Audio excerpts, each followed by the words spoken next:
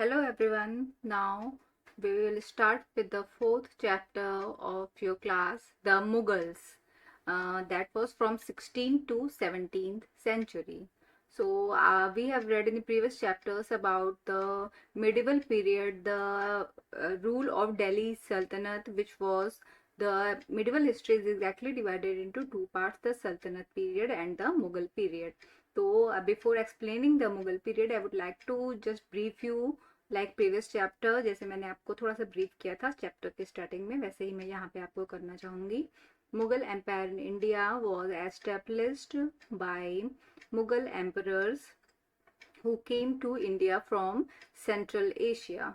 तो आपको ये तो याद होगा कि पिछले चैप्टर में हमने पढ़ा था दिल्ली सल्तनत was comprised of 5 independent dynasties. The first one was slave. Let me recall you: Khilji dynasty, Tughlaq dynasty, Sayyid dynasty and Lodi dynasty. So the Lodi dynasty's rulers, when were defeated by the Mughals, then they established the Mughal empire in India. ये मैं आपको just एक story की तरह बता रही हूँ कि लोधी डायनेस्टी के last ruler Ibrahim Lodhi. The first one of the Lodi dynasty was Behlol Lodi, then Sikandar Lodi, then Ibrahim Lodi.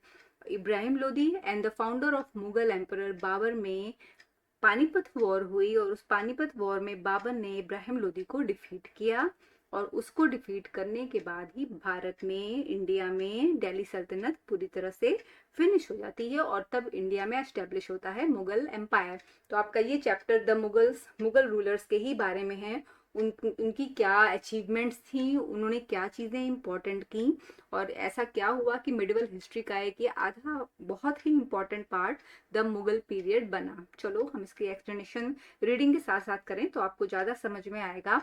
More over also pay attention to the short question जो मैं आपको बीच बीच में बुक में हाईलाइट करूंगी, वो आप बहुत ध्यान देना क्योंकि वो मे भी आपके इन बिटवीन क्वेश्चंस में आए या आपको कभी भी काम आ सकते हैं in future also. Ruling as large a territory as the Indian subcontinent with such a diversity of people and culture was an extremely difficult task for any ruler to accomplish in the middle age. ये एक बहुत बड़ी achievement थी India जैसे big सब continent पे rule करना. Quite in contrast to their predecessors, the Mughals created an empire and accomplished what had hitherto seemed possible for one short period of time. From the later half of the 16th century, they expanded their kingdom from Agra and Delhi until in the 17th century they controlled nearly all of the subcontinent. ये बताया गया है कि Mughals actually started their rule in 16th century and they established it properly in 17th century. देखिए that is why the title has the name 16th to 17th century. इसीलिए इस period की बात की गई है. मुगल्स के बारे में आगे बताया गया. They imposed a structure of administration and ideas of governance that outlasted their rule, leaving a political legacy that succeeding rulers of the subcontinent could not ignore. Today, the Prime Minister of India addresses the nation on Independence Day from the rampart of the Red Fort in Delhi, the residence of Mughal Empire. What was the residence of Mughal Empire in India? That was the Red Fort. ठीक है, ये आप just एक ध्यान से समझ लीजिए इस चीज को. Who were Mughals? ये चैप्टर समझने से पहले हमें सबसे पहले ये समझना होगा कि ये मुगल्स थे कौन, ये आए कहाँ से थे हमारी कंट्री में. The Mughals were descendants of two great lineage. ठीक है, lineage यानी दो परंपराओं से, दो पिछले रूलर्स से ये हमारी कंट्री में एस्टेब्लिश्ड हुए थे. ठीक है, from their mother side they were descendants of गेंगीज Khan, जिन्हें की हिंदी में चंगेज कहा जाता है, in 1227. तो फ्रॉम अपनी मदर साइड से वो उनका ट्रेडिशन जो है चंगेज खान की तरफ से चल रहा था. and who were actually the Mongol rulers who ruled over part of China and Central Asia. ठीक है, लेकिन फादर साइड की तरफ से from there father side they were the successors of Timur, died in 1404. तो मुगल्स के बारे में ये कहा गया है कि इन 1404 तिमूर जिसकी डेथ हो जाती है the ruler of Iran, Iraq and modern day Turkey. However the Mughals did not like to be called Mughals और मंगोल। मुगल्स अपने आप को मुगल या मंगोल क्यों नहीं कहना पसंद करते थे? There is a question in your book for this. आप इसको समझिए, उसका एक्सप्लेनेशन आंसर मैं आपको रिटर्न में प्रोवाइड करूंगी। This was because Genghis Khan's memory was associated with the massacre of innumerable people. It was also linked with the Uzbeks, their Mongol competitors. On the other hand, the Mughals were proud of their Timurid ancestry, not least of all because their great ancestors had captured Delhi in 1398. They celebrated their genealogy pictorially, each ruler getting a picture made of Timur and himself. ठीक है, ये आपको थोड़ा हिंदी में explain कर देती हूँ कि मुगल्स ने ऐसा क्यों किया। क्योंकि they did not like their descendants from the Genghis Khan, because Genghis Khan की जो हिस्ट्री है वो एक बहुत ही पुअर मेमोरी को प्रोवाइड करती है इन मिडिवल हिस्ट्री में, because they have done law innumerable massacres. Massacres आप समझते होंगे, लोगों को मार डाला।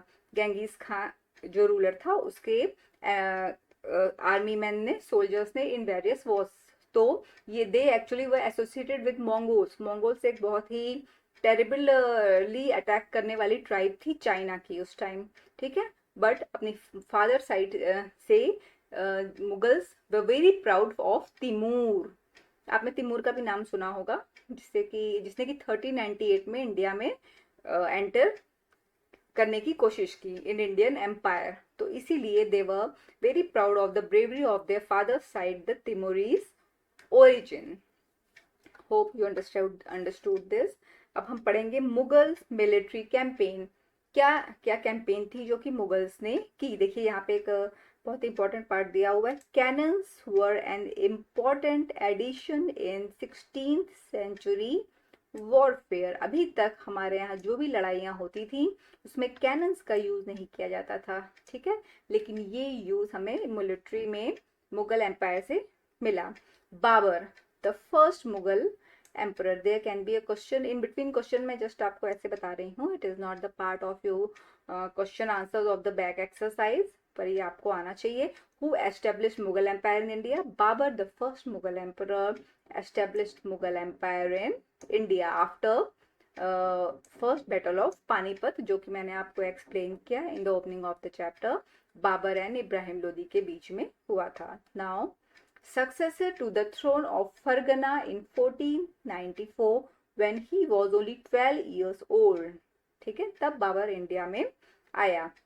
He was forced to leave his ancestral throne due to the invasion of another Mughal group, the Uzbeks, ठीक है। ये उज़्बेक्स आपको याद दिला दूं, वही थे गेंगीज खां जो कि के साइड से था, जिसको कि मुगल्स पसंद नहीं करते थे, इसीलिए वो अपने मैटरनल साइड को अपने आप से ज़्यादा एसोसिएटेड कहना पसंद नहीं करते थे। After years of wandering, he seized Kabul in 1504. In 1526, he defeated the Sultan of Delhi, Ibrahim Lodi, at Panipat. यही जो मैंने आपको बताया, सुल्तान ऑफ दिल्ली, लोदी डायनेस्टी में कौन था? Ibrahim Lodi. At Panipat, he was defeated, and then Delhi and Agra were captured. This was the time of the first battle of Panipat, 1526, and after defeating Ibrahim Lodi, Babur invaded India. Babur India में आ जाता है, ठीक है। ये देखिए मैप्स दिए हुए हैं, इसमें आपको दिखाया गया है the other later brave Mughal rulers like Akbar and Aurangzeb ने कितने कितने पार्ट्स को कैप्चर किया, ठीक है। धीरे धीरे पूरे इंडिया में इनका एक्सपेंशन हो जाता है। अब हम पढ़ेंगे मुगल ट्रेडिशन ऑफ सक्सेशन, ठीक है, कि क्या ऐसा ट्रेडिशन था जिसमें कि मुगल्स रूल जो है सक्सीड होता था। सक्सेशन का मतलब एग्जैक्टली यहाँ पे ये है कि जो मुगल रूलर्स थे वो कैसे सक्सेशन करते थे, यानी सक्सीड होते थे अपने, जैसे कि एक फादर के बाद क्या उसका बेटा रूल करता था। ये बात यहाँ पे मैं आपको समझाऊंगी। The Mughal did not believe in the rule of, कौन सा rule? In the state of primogeniture. What is primogeniture मैं आपको समझा देती हूँ। Where the eldest son inherited पहले हम इसको थोड़ा सा समझ लें कि eldest sorry eldest son inherited his father's estate. Instead, they followed the Mughal and Timurid custom of कौन सा कस्टम एक्सेप्ट करते थे? कोपार कोपारसिनरी कहते हैं इसको. What is कोपारसिनरी? कोपारसिनरी वो रूल होता है, इनहेरिटेंस होता है, in which a division of the inheritance among all the sons. So Mughal were the favourer of coparcenary in spite of primogeniture. Whereas do you think is a fairer division of inheritance? आपको क्या लगता है इन दोनों में से क्या ज्यादा fair है, प्राइमोजेनिचर या कोपारसिनरी? ठीक है, ये अलग अलग रूलर्स की बात की गई है. लाइक इंडियन हिस्ट्री में क्या चलता था? इंडियन हिस्ट्री में जो चलता था वो प्राइमोजेनिचर था, पर मुगल एम्पायर जो फॉलो करता था वो कोपारसिनरी पैटर्न ऑफ एडमिनिस्ट्रेशन. राइट. तो मुगल, आपकी बुक में आपने देखा होगा इस पेज नंबर 41 के पीछे भी एक एक्सप्लेनेशन दिया है. पेज नंबर 40 देखिए, इसमें आपको मुगल एम्पायर के बारे में जो भी बताया गया है, कैंपेन्स दिखाई गई है. एंड 41 पे आपको आगे ये दो तरह के रूल्स जो कि इंडियन हिस्ट्री और मिडिवल हिस्ट्री में ट्रेडिशन में आए उनके बारे में बताया गया है. देखिए कि यहाँ पे इंपॉर्टेंट हाईलाइटेड पॉइंट हम पढ़ लेते हैं. The mother of Jahangir was Kachhwaha princess, daughter of Rajput ruler of Amber. ठीक है, मिडिवल हिस्ट्री में आप ज्यादातर पढ़ोगे जो भी रूलर्स रहे उतने कईयों ने इंडियन मैरिजेस के, इंडियन वुमेन से, जैसे आपने अकबर जोधा का नाम सुना होगा, उसी तरह से यहाँ पे भी आप जहांगीर के बारे में भी सुनेंगे. Jahangir married not only a single time, तो उसकी एक रानी जो थी वो अम्बेर के राजा की डॉटर थी. The mother of Shah Jahan was a Rathore princess. Shah Jahan की मदर ओरिजिनली एक राठौर प्रिंसेस थी, a daughter of Rajput ruler of Marwar. ठीक है, ये जस्ट मुगल रूलिंग ट्रेडिशन का एक पार्ट बताया गया है. Now Mughal relations with other rulers. Mughals के रिलेशंस कैसे थे ये हम पढ़ते हैं. The Mughal rulers campaigned constantly against rulers who refuse to accept their authority. But as the Mughals became powerful, many other rulers also joined them voluntarily. यानी धीरे धीरे वैसे तो वो उन्हीं पे अटैक करते थे जो उनकी सुवरेनिटी नहीं मानते थे, पर अपने एम्पायर के एक्सपेंशन के लिए भी मुगल्स ने बहुत से अटैक किए. Many of them married their daughters to Mughal families and received high position, but many resisted as well. ये different मेथड बताया गया है मुगल एम्पायर एंड रूलर्स का. The Sisodia Rajput of Mewar refused to accept Mughal authority for a long time. Once defeated, however, they were honorably treated by the Mughals, given their land, Watan, back as assignments Watan Jagir. The careful balance between defeating but no humiliating their opponents enables the Mughals to extend their influence over many kind and chieftains, but it was difficult to keep this balance all the time. ये एक बहुत ही challenge की बात थी कि इस tradition को बहुत लॉन्ग टाइम तक रखा जाए. ठीक है, अब हम पढ़ेंगे mansabdars and jagirdars. Who were actually mansabdars, क्योंकि मुगल एम्पायर में मनसबदार सिस्टम बहुत लॉन्ग टाइम तक परसिस्ट करता था. देखिए, as the empire expanded, Masabdas and Jagidas, as the empire expanded, its encompassed different regions. The Mughals recruited diverse bodies of people. ये मैं आपको यहाँ पे समझाना चाहूंगी. What was Mansabdar system? Mansabdar means the Mughal empire was so highly expanded कि उसको administration करने के लिए डिफरेंट ऑफिशियल्स जो अपॉइंट किए जाते थे उनको कहा जाता था mansabdar. From a small nucleus of Turkish nobles, they expanded to include Iranian, Indian Muslims, Afghans, Rajputs, Marathas, and other groups. Those who joined Mughal services were enrolled as Mansabdars. जो भी मुगल सर्विसेज ज्वाइन करते थे उनको कहा जाता था Mansabdars. The term Mansabdar refers to an individual who hold a mansab, meaning a position or rank. ठीक है, तो यदि आपको ये क्वेश्चन आता है what do you understand by mansabdar, तो एक सिंगल लाइन में आप इसका आंसर दे सकते हो। दो whosoever worked or gained any position in Mughal Empire were called as mansabdar. It was a grading system used by Mughals to fix rank, salaries and military responsibility. ठीक है, मनसबदार में basically ranks दी जाती थी, उनकी ranks के according उनकी salaries होती थी और इसके साथ ही उनकी military responsibility. Mansabdars were the basically ones who holded military responsibilities. Rank and salaries were determined by a numerical value called jat. What was jat? Jat किसे कहते थे? What was Jat ranking? You must know this. देखिए Jat ranking हमें बहुत अच्छे से यहाँ पे समझना पड़ेगा।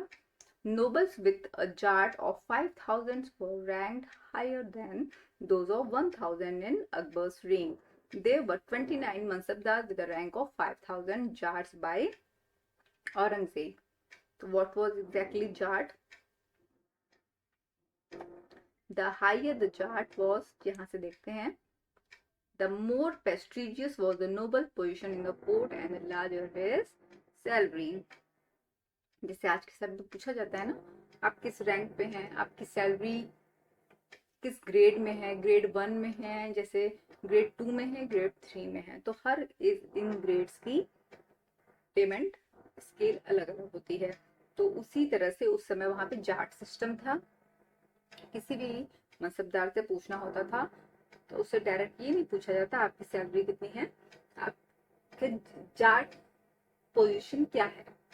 तो यदि किसी की जाट पोजीशन 5,000 है मतलब he is on high rank, और 1,000 है मतलब he is on lower rank. ठीक है, नाउ विल अंडरस्टैंड दिस।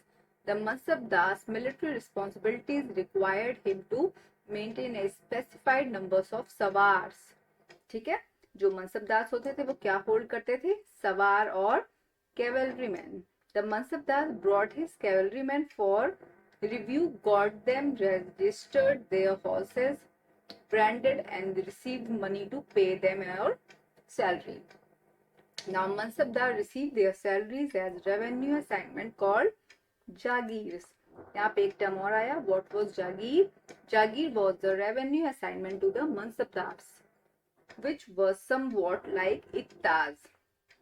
हमने आपको याद होगा दिल्ली सल्तनत में पढ़ा था term इक्ताज। What was Ikta? Ikta was a type of salary payment technique, or you can call them जागीर। ठीक है, जैसे कोई मनसबदार बहुत ही अच्छा रूल कर रहा है तो उसे एक इक्ता मिला, या किसी को दो इक्ताज। इक्ताज मतलब पर्टिकुलर एरिया टू रूल और administer. But unlike muqtis, most mansabdars did not actually reside in or administer their jagirs. They only had rights to revenue of their assignment, which was collected for them by their servants, while the mansabdars themselves served in some other parts of the country. ठीक है, तो यहाँ पे हमको ये बात समझ में आई कि इक्ताज तो जागीर के यानी सैलरी की तरह से मिलते थे। इक्ताज वो लाइक टाइप ऑफ रिवॉर्ड कि कोई मनसबदार उसको पाए, लेकिन वो वहां पे दिल्ली सल्तनत की तरह रूल नहीं कर सकता था, वो सिर्फ वहां से रेवेन्यू कलेक्ट कर सकता था। ठीक है, now in Akbar's reign their these jagirs were carefully assessed so that their revenue were roughly equal to the salary of the mansabdars. By Aurangzeb's reign, this was no longer the case, and the actual revenue collected was often less than the granted sum. ये आपको अकबर और औरंगजेब दो rulers के बारे में basically बताया गया है, क्योंकि Akbar was a very kind ruler of Delhi Sultanate, where Aurangzeb was the most, you can call him provincial diplomat type ruler in Delhi Sultanate in Mughal period. तो इन दोनों ही मुगल पीरियड्स के रूलर्स ने अपने अपने एडमिनिस्ट्रेशन को डिफरेंट तरीके से चलाया, इन विच अकबर को हम एक अच्छे रूलर की तरह से देखते हैं, औरंगजेब को हम बहुत ही ज़्यादा अपने एक्सपेंडेड एम्पायर को एडमिनिस्टर करने के लिए डिफरेंट पॉलिसीज फॉलो करते हुए देखते हैं। ठीक है, now there was also a huge increase in the number of the mansabdars, which meant a long wait before they received the jagirs. These and other factors created a shortage in the number of Jagirs. As a result, many Jagirdars tried to extract as much revenue as possible while they had a Jagir. Aurangzeb was unable to control these developments in the last years of his reign and the peasantry therefore suffered tremendously. ठीक है, जागीर्स को सिर्फ provide नहीं किया जाता था बल्कि इनका रूल एडमिनिस्ट्रेशन ये सब देखना भी बहुत ही रिस्पॉन्सिबिलिटी वाला काम था. नाउ वी विल सी जब्त एंड जमींदार्स. व्हाट वाज जब्ती सिस्टम एंड जमींदार सिस्टम. क्योंकि हमने मनसबदारी तो समझ लिया, मुगल एम्पायर का एक बहुत ही इंपॉर्टेंट पार्ट था. The main source of income available in Mughal rule was the tax on produce of the peasantry. In most places, peasants paid taxes through the rural elites. This is the headman or the local chieftain. The Mughals used one term zamindars to describe all the intermediaries. ठीक है, whether they were local headmen of the villages or powerful chieftain. Who, यदि आपको यहाँ पे question आता है who were zamindars, zamindars कौन थे, then you can describe them as intermediaries who collected the tax for the empire in Mughal period. Akbar's revenue minister Todarmal, आपने नाम सुना होगा ये. there can be a very important question here, who was Todarmal or who was the revenue officer of Akbar, जिसने अकबर को revenue administration collection के लिए बहुत अच्छे आइडियाज दिए. Todarmal carried out a careful survey of the crop yield, prices and the areas cultivated for a 10-year period 1570 to 80. On the basis of this data, tax was fixed on each crop in cash. Each province was divided into revenue circles with its own schedule of revenue rate for individual crops. This revenue system was known as Zabt. This system was known as Zabt. यहाँ से देख लीजिए.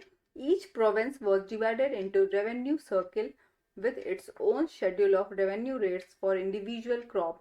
This revenue system was only called Zapti system. It was prevalent in those areas where Mughals administration could survey the land and keep very careful account. This was not possible in provinces such as the Gujarat and Bengal. जहाँ पे मुगल सर्वे administration possible था वहीं पे जब system लाया गया. In some areas, the zamindars exercised a great deal of power. The exploitation by Mughal administrator could drive them to rebellion. zamindars ने rebellion भी किया. Sometimes zamindars and peasants of the same caste allied in rebellion against Mughal authority. These peasants' revolts challenged the stability of the Mughal empire from the end of the 17th century. ठीक है, तो हमें ये पता चला कि Mughal period में rebellions भी किए गए और अगेंस्ट द हाई टैक्सेशन. चलिए हम अकबरनामा पढ़ लेते हैं. अकबरनामा, व्हाट वाज अकबरनामा और Aini Akbari. They were the two very very important books written at the time of Akbar by one of his very important court poet और स्कॉलर अबुल फजल. ठीक है, मैं आपको जो बता रही हूँ इसको थोड़ा सा देख लेते हैं क्या लिखा है. Akbar ordered one of his close friend and courtier Abul Fazl.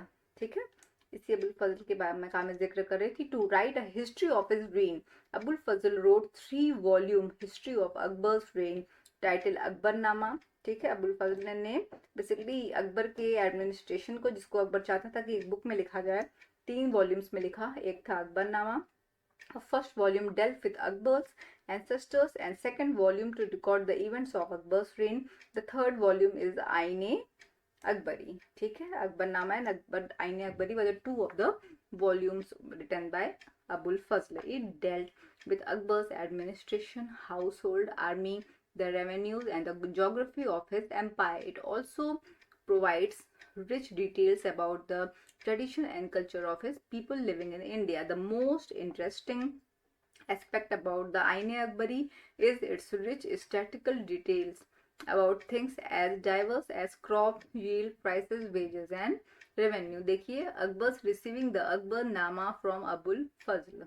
ठीक है, ये जस्ट एक पिक्चर पोर्ट्रेट की गई यहाँ पे. नूर जहां इन्फ्लुएंस इन जहांगीर कोर्ट. नूर जहां के बारे में भी आपने सुना होगा.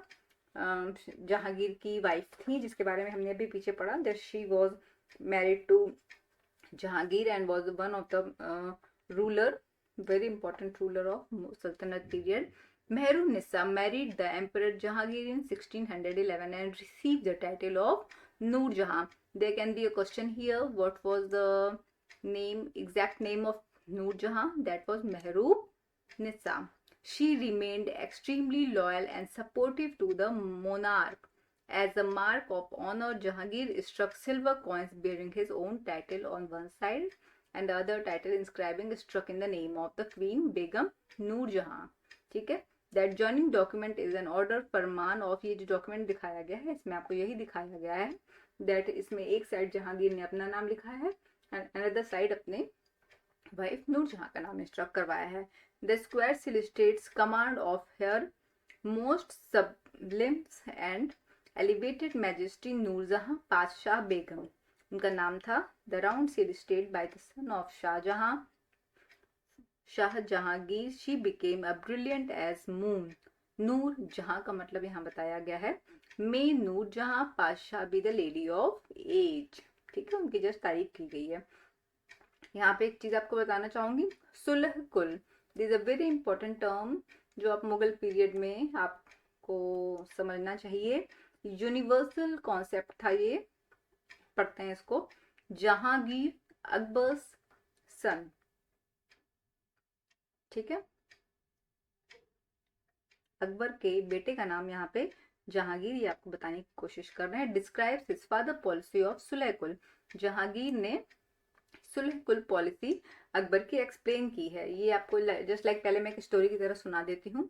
अकबर के एम्पायर में डिफरेंट डिफरेंट रिलीजन के लोग थे but Akbar was a man of universal thought जो कि एक रिलीजियस पीस को चाहता था. Universal peace. किसी भी रिलीजन के नाम पे कभी भी कोई डिस्प्यूट नहीं होना चाहिए. ही believed in the policy and it was also very important political and diplomatic policy which was also followed by many of the rulers of Mughal period. तो अकबर मैंने आपको पहले भी बताया है. जहांगीर ने भी एक हिंदू राजपूत रूलर की बेटी से शादी की थी and same like Akbar and हमने पढ़ा है आगे भी आगे काफी रूलर्स ने की. अकबर एंड जोधा के बारे में तो आपने सुना ही होगा, जोधा बाई. तो अकबर की यूनिवर्सल रिलीजियस पॉलिसी थी, उसका नाम था सुलह कुल. उसने डिफरेंट रिलीजन मानने वाले स्कॉलर्स के साथ मीटिंग की, उनके थॉट सुने और उसके बाद उसने ये आउटपुट निकाला कि कोई भी रिलीजन यदि बहुत ज्यादा बाइगोटिज्म, पाखंड या आडंबर करने लगता है तो वो रिलीजियस पाथ से डाइवर्ट हो जाता है. इसीलिए उसने एक यूनिवर्सल पीस मेंटेनेंस के लिए एक कॉन्सेप्ट बनाया जिसे सुलह कुल कहा गया. ये रिलीजियस डिस्कशन आपको एक आंसर में मैंने एक्सप्लेन किया है. आगे आपको वहां पे और अच्छे से समझ में आ जाएगा कि ये अकबर ने जो ये डिस्कशन किया इसके बाद में उसने एक नया रिलीजन भी बनाया जिसका नाम था दीन ए इलाही. ठीक है, और इस रिलीजन को आगे उसने फॉलो भी करवाने की कोशिश की अपने एम्पायर में. ठीक है, now come on again with the reading.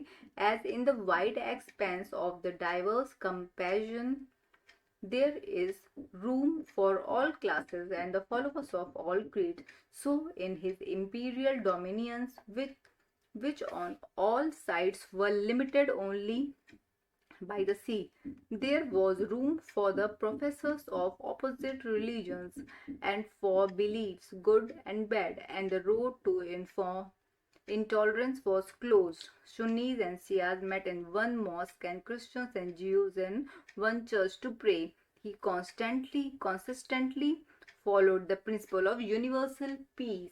So if the question comes who provided the concept of Sulah Kul, what do you understand by the Sulah Kul policy of Akbar? तो आप लिख सकते हो Akbar consistently followed the principle of universal peace which can be described as सुलह कुल. यानी कि हर कोई उसको जो भी रिलीजन फॉलो करता हो यदि यूनिवर्सल पीस में बिलीव रखता है then he can follow this policy. Now the Mughal Empire in 17th century. अब हम मुगल एम्पायर 17th सेंचुरी में क्या था उसके बारे में थोड़ा सा रीड करेंगे. The administrative and military efficiency of the Mughal Empire led to great economic and commercial prosperity. International travelers described it as the Fables land of wealth. ठीक है, ये इंटरनेशनल ट्रैवलर जो मुगल पीरियड में आए उन्होंने मुगल एम्पायर को as a describe किया. But these same visitors were also appalled at the state of poverty that existed side by side with the greatest opulence. The inequalities were glaring. Documents from the 20th years of the Shah Jahan's reign inform us that the highest ranking Mansabdars were of 445 in number out of total 8,000. This small number, mere 5.6% of the total number of the Mansabdars, received 61.5% of the total estimated revenue of the empire as salaries for themselves and for the troopers. तो ये आपको just बताने की कोशिश की गई है कि मुगल पीरियड में जो मनसबदार थे उनको सैलरी किस लेवल पे की जाती थी. ठीक है, the Mughal emperors and the mansabdar spend a great deal of their income on salaries and good. ठीक है, बहुत ज़्यादा सैलरी देते थे. जब तक एम्परर्स अच्छी सैलरी नहीं देंगे और उनके सैलरी मैन उससे सेटिस्फाइड नहीं होंगे तब तक एडमिनिस्ट्रेशन अच्छा नहीं हो सकता था. This expenditure benefited the artisan, the peasantry who supplied them with goods and products, but the scale of the revenue collection left very little for investment in the hands of the primary producers. The peasants and the artisans, the poorest among them, lived from the hands to mouth, and they could hardly consider investing in additional resources, tools, and supplies to increase productivity. The wealthiest peasantry and the artisanal groups, the merchants and the bankers profiled in the economic world, the enormous wealth and the resources commanded by the Mughal elite made them an extremely powerful group of people in the late 17th century. As authority of the Mughal emperor slowly declined, his servants emerged as powerful in center of power in the regions. They continued new dynasties and held the command of provinces like Hyderabad and Awadh, although they continued to recognize the Mughal emperor in Delhi as their masters by the 18th century. ये आपको बताया गया है 16th century से 17th century तक Mughal empire किस तरह climax से रूल कर रहा था और 18th सेंचुरी आने यानी ब्रिटिश रूल आने तक भी हैदराबाद और अवध में जो रूलर्स थे they recognized Mughals as their rulers, Mughal emperors as their rulers. Century, the province of the empire has consolidated their independent political and identities. Now, the chapter is well explained to you, and I will start the back exercise of the chapter right after this. Now, we will do the back exercise. देखिए let's recall. सबसे पहले आपको match the column बताए गए हैं, so you better match it with yourself. Now who were mansabdar, मैंने आपको बताया था, याद करिए. The mansabdar were the rank holders, ताकि आपके लिए थोड़ा सा आसान पड़े. Ranks, the Mongols were the associated with the Uzbeks, क्योंकि इनका एसोसिएशन बेसिकली उन्हीं से माना जाता है. The Sisodia Rajput were the Mewar. Okay, you can match it like this. And the Rathores were the Marwar. जो राठौड़ राजपूत होते हैं वो बेसिकली मारवाड़ रीजन को बिलोंग करते हैं. Now the Nurjahan, she was, hope you people remember that she was the wife of Jahangir. Now we will start the fill in the blanks. The 5 Deccan. The first question, the A is there. The 5 Deccan sultans were, कौन कौन से थे? The 5 Deccan sultans were Barar, Khanadesh, Ahmednagar, you can write here Bijapur and Golconda. They were basically the regions like Bijapur and Golconda. Now, hope you have written. If now write here. मैं आपको लिख के भी ये provide कर दूंगी. If Jat determined and Mansabdars ranks and salaries Sawa indicated here. सवार्स को किस तरह से इंडिकेट किया जाता था? They were the numbers of horses maintained were indicated as sawars. Now you write here number of horses maintained. Now the next, the last one, Abul Fazl, Akbar's friend, and counsellor, जो कि अकबर का फ्रेंड और काउंसलर था. I told you the one who has helped Akbar in administration and also written a book Ain Akbari. ठीक है. Helped him frame the ideas of, किसका idea देने में अकबर की हेल्प की? Administration, so that he could govern a society composed of many religions, cultures and castes. Now I'll start the explanation of the chapters back questions and answers. तो आप उसका question answer जो मैंने आपके लिए तैयार किए हैं. Now here it is ready, the question answer. सबसे पहले आप ये देखिए, आपका पहला क्वेश्चन है question number 3. What were the central provinces under the control of the Mughals? कौन सी सेंट्रल प्रोविंसेस जो मुगल के कंट्रोल में थी? You can find the answer here. Lahore, Panipat, Delhi, Ambar, Ajmer, Chittor, Ranthambore, Mathura, Agra and Fatehpur Sikri. They were the basic provinces that were under the control of Akbar. Now what was the relationship between the mansabdars and जागीरदार? ये आपको मैंने समझाया भी हुआ है, ये रिटन है, आप इसको देख लीजिएगा. एक बार फिर से बता देती हूँ मैं आपको. The mansabdars there was a great relationship between the mansabdars and the जागीरदार्स. The mansabdars were the rank holders यानी जो मिलिट्री मुगल सर्विसेज में पार्टिसिपेट करते थे. They were the mansabdars and the Jagirs, there was a great relationship. देखिए, there was a great relationship between the Mansabdars and Jagirs, right? Mansabdars were the Mughal servicemen who were paid in the form of Jagirs as their salaries in lieu of their services. ठीक है, उनके काम के बदले में उन्हें जो salaries दी जाती थी. Now next question, question number 5. What was the role of zamindar in Mughal administration? जमींदार क्या करते थे, आपको मैंने हाईलाइट भी किया है, चैप्टर में देखिएगा. They were the intermediaries. Zamindar played a vital role in Mughal administration for they were the intermediaries between the Mughal rulers and the peasants. Zamindar were appointed by the rulers to collect the taxes from the peasants. ये peasants से taxes collect करते थे. Now the next question, how were the debates with religious scholars important in the formation of Akbar's idea on governance? देखिए, Akbar's idea on governance was highly motivated with the debates performed by him with religious scholars of different religion like ulemas, brahmanas, Jews, priests, Roman Catholics and Zoroastrians. ये मैंने आपको chapter में समझाया था. अकबर ने 1570 में एक Fatehpur Sikri, there was a city established by him. इस सिटी में उसने एक मॉन्यूमेंट, एक बिल्डिंग बनवाई जिसका नाम था इबादत खाना. इबादत खाना का मतलब होता है where the religious work can be performed. ठीक है, उसने क्या किया, फॉर द सेम पर्पस, यहाँ पे सभी रिलीजन के लोगों को बुलाया और रिलीजन पे डिस्कशन ऑर्गेनाइज की.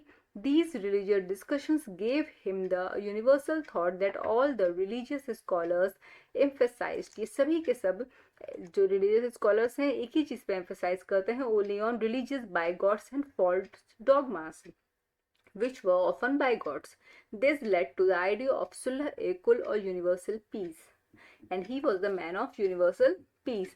This idea of religious tolerance led the formation of good governance by the Akbar, और इस आइडिया ने उसको एक अच्छा एडमिनिस्ट्रेटर बना दिया. ठीक है. Now question number 7. Why did Mughal emphasize that their Timurids and not their Mongol descents? ये तो मैंने आपको चैप्टर स्टार्टिंग पे ही समझाया था. That Mughals from their mother side belong to the Genghis Khan who was the ruler of Mongol tribes, but their history was largely associated with the innumerable massacres.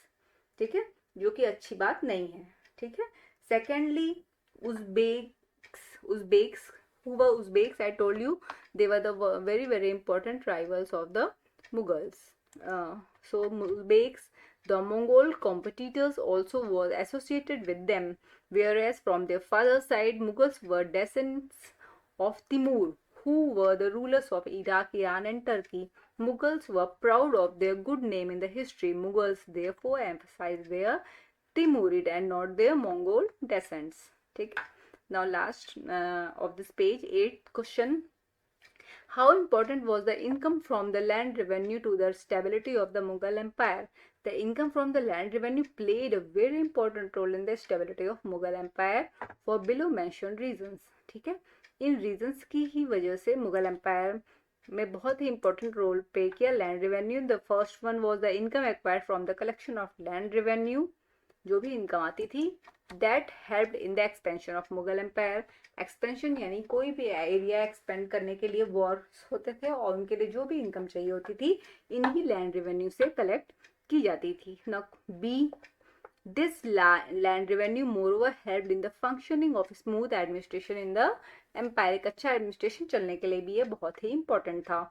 Now C, and the last is all the soldiers, bureaucrats, peasants and artisans were also paid their salaries with these land revenues. इसीलिए land revenue played a very important role in Mughal Empire. Now we'll come on question number 9. Why was it important for the Mughals to recruit mansabdars from diverse background and not just Turanis and Iranis? अपने ही empire से, अपने ही state से उन्होंने मनसबदार क्यों नहीं appoint किया Mughal rulers ने? देखिए इसके बेसिकली दो रीजंस हैं, मैंने एक्सप्लेन किया है. It was important for the Mughals to recruit mansabdars from diverse background and not just Turanis and Iranis because of the following reasons. कौन थे वो following reasons? A, Mughals were largely expanded in their empire in a very large extended area, so it was unfair for them only to recruit soldiers from Turanis and Iranis. Don't you think यदि पूरी India में उनका rule था तो ये एक unfair decision होता यदि पूरी इंडिया से सोल्जर्स को न रिक्रूट करके सिर्फ वो तुरानीज और ईरानीज को करते. नौ बी देखिए, Mughals recruited Muslims, Afghans, Rajput and Marathas in their army so as to feel people throughout empire comfortable with them. तभी तो लोग कंफर्टेबल फील करेंगे ना अपने एम्पायर में, जबकि उनको लगेगा कि हमारे पूरे एम्पायर में जो भी सोल्जर्स हैं वो सब हमारी कास्ट से, हम सबसे अच्छे लोग लिए गए हैं, सिर्फ किसी पर्टिकुलर कास्ट को नहीं किया गया है. ठीक है. Now question number 10. Like the Mughal Empire, India today is also made up of many social cultural units. Does this pose a challenge to national integration? क्या ये एक चैलेंज है? No. ये मैं आपको अपना ओपिनियन बता रही हूँ. Today India is a nation with 28 states and 8 union territories. It is not a distinct state of different rulers, so there is no challenge to the national integration today. ये किसी भी तरह का चैलेंज नहीं हो सकता because India is a country of unity in diversity. ठीक है. Now question number 11. Peasants were vital for the economy of the Mughal Empire. Do you think that they are as important today? क्या आज भी pageants इतने ही important हैं जितने कि Mughal empire में थे? हमने देखा मुगल एम्पायर में सारा रेवेन्यू कलेक्शन जो जमींदार करते थे वो इन्हीं से करते थे, जिससे कि एडमिनिस्ट्रेशन, रूल या एम्पायर एक्सपेंशन सब कुछ किया जाता था. क्या आज भी ये इतना ही इम्पोर्टेंट है? इस क्वेश्चन में ये पूछा गया है. Has the gap in the income between the rich and the poor in India changed a great deal from the period of the Mughal time? ये कहते हैं कि क्या आज जो सिचुएशन है उससे बहुत ज़्यादा डिफरेंट है. देखिए, yes, peasants were vital for economy of the Mughal Empire. Today also peasants are very important for the nation. ये हम जानते हैं. Below mentioned reasons were always pertinent. ये कुछ reasons मैंने दिए हैं जो तब भी थे और आज भी हैं for them in Mughal Empire as and today. आज भी ये रीजन इंपॉर्टेंट है और मुगल एम्पायर में भी थे. क्या रीजंस थे? देखिए जो बिलो मेंशन किए गए हैं वो रीजंस थे. पहला, peasants then and now cultivated lands. तब भी और आज भी पेजेंट्स लैंड कल्टिवेशन करते थे and Guru crops for the survival. अपने सर्वाइवल के लिए भी और दूसरों के सर्वाइवल के लिए भी वो क्रॉप प्रोडक्शन करते थे. पेजेंट्स देन एंड नाउ पे taxes for the function of administration. और तब भी और आज भी वो एडमिनिस्ट्रेशन के फंक्शन के लिए जो भी रेवेन्यू देते थे वो काम आता था. सो ये मैं आपको थोड़ा और एक्सप्लेनेशन देना चाहूंगी क्योंकि इसमें लास्ट में इन्होंने पूछा है कि there is income salary gap, जो कि आज उनके रिसोर्सेस में जो कि गैप होता है between the rich and the poor in India. क्या आज की कंडीशन चेंज हो चुकी है?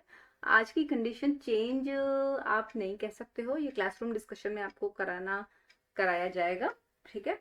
क्योंकि पेजेंट्स तब भी एक इम्पोर्टेंट पार्ट थे हमारे ग्रेन्स प्रोडक्शन के लिए, और आज भी एक इम्पोर्टेंट पार्ट है, और आज भी डिफरेंट गवर्नमेंट पॉलिसीज उनको सपोर्ट करती हैं ताकि वो प्रोडक्शन में लगे रहें, क्योंकि ये प्रेजेंट प्रोडक्शन में नहीं लगेंगे तो there will be no production, no grains, no food for us to survive.